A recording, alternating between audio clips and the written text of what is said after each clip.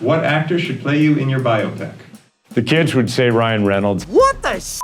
I think that might be a stretch. Good one. Yep, that was a good one.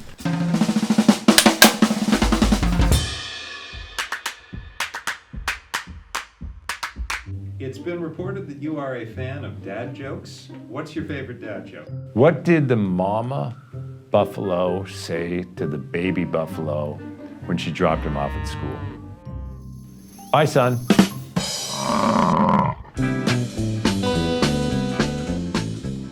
Oh, he's from Montana, so he must have just done moderate things. It must be pretty darn conservative. But both as Attorney General and as governor, and with a legislature that's about 60% Republican, we've been able to bring people together to get progressive things done, to get dark money out of our elections. We're only the third state that banned all foreign money.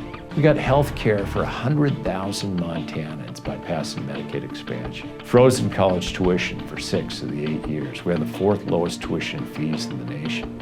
So the base assumption might be, oh, he comes from somewhere in the West, so he must be pretty moderate. But I've been able to get good, meaningful, and progressive things done in Montana. I delivered newspapers, and it's kind of funny because I actually delivered newspapers to the governor's house. So from where I began, raised in a single-parent household, to where I'm living now, I've only made it about 4 blocks in life.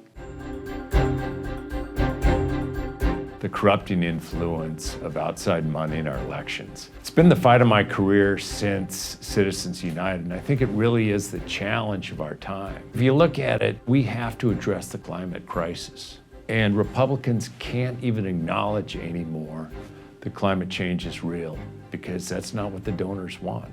You look at the fact that Lindsey Graham literally said we had to get this tax cut passed to make our donors happy, when most Americans wouldn't even have $400 in their pocket in case of a family emergency. So to get our economy working for everybody and get our democracy working for everybody, we've got to tackle what is really sort of at the base, and that's that Washington, D.C. is now driven by the donors.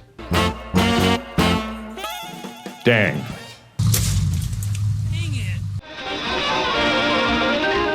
My family would say, I'm a little bit sloppy. My legislature's majority Republican, and I was asked to go to a poker party with some of the most conservative folks in that legislature. And some of my staff's like, why would you ever do that? And even though I fundamentally disagree and philosophically disagree with where they are, building that relationship and trying to find some degree of commonality. And yeah, I lost a little money.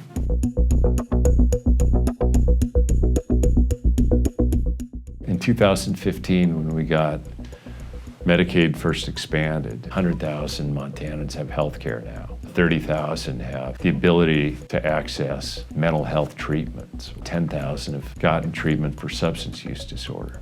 But what is stunning to me is when I'm just walking down the street and someone comes up to me and tells me what a difference just having even preventative health care has caused for their lives. And those, not the statistics, not the headlines, that's not what you remember. You remember how you actually impacted someone, and someone that might not have felt like they even had a voice in our political system. First time I actually met Jimmy Buffett. Met him in Margaritaville in Key West, Florida. Whoa. That'll just embarrass my daughters. Well, I was governor, and a guy named Richard Spencer and the Daily Stormer were actually attacking some folks in our community with real anti-Semitic remarks. So what I did as governor is first sat down with the Jewish community in that town, talked about what I could do to help make them feel safer. And I got both the Democrats and the Republicans in our delegation to say, that's not who we are as Montanans.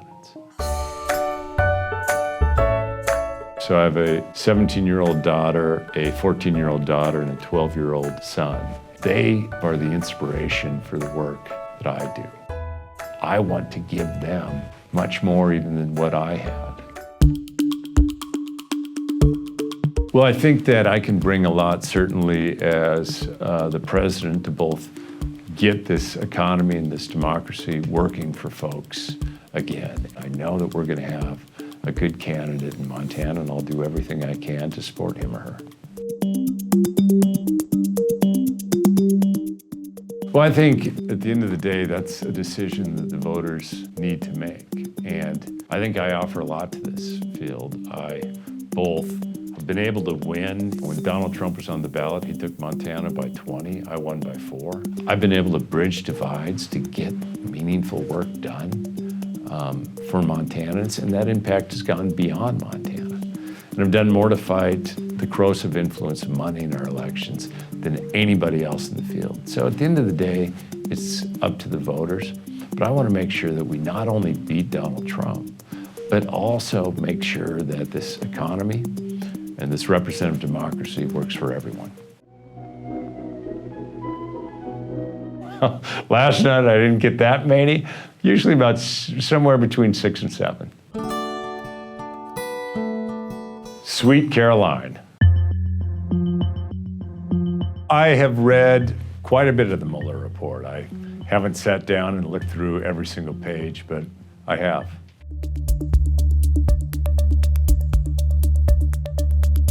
What are we going to be able to do to make sure that our political system is something that the next generation can both be inspired by and aspire to? Kids learn from our words and our deeds, what we as leaders say and what we do, and our kids are watching.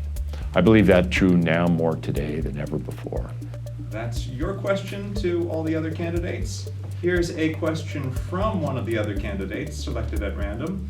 Senator Bernie Sanders asks, how does it happen that over the last 45 years, the average American worker, adjusted for inflation, is earning the same as 45 years ago, while the top 1% has seen a $21 trillion increase in their wealth, and the bottom 50% have seen a $90 billion decline? And we've had what's essentially crony capitalism because of the influence of dollars. I mean, the person who cleans the studio tonight paid more in taxes last year than 60 Fortune 500 companies. As outside influence of dollars came in, as tax codes were written for donors, as you looked at the influence of corporations, that at some point Washington, D.C.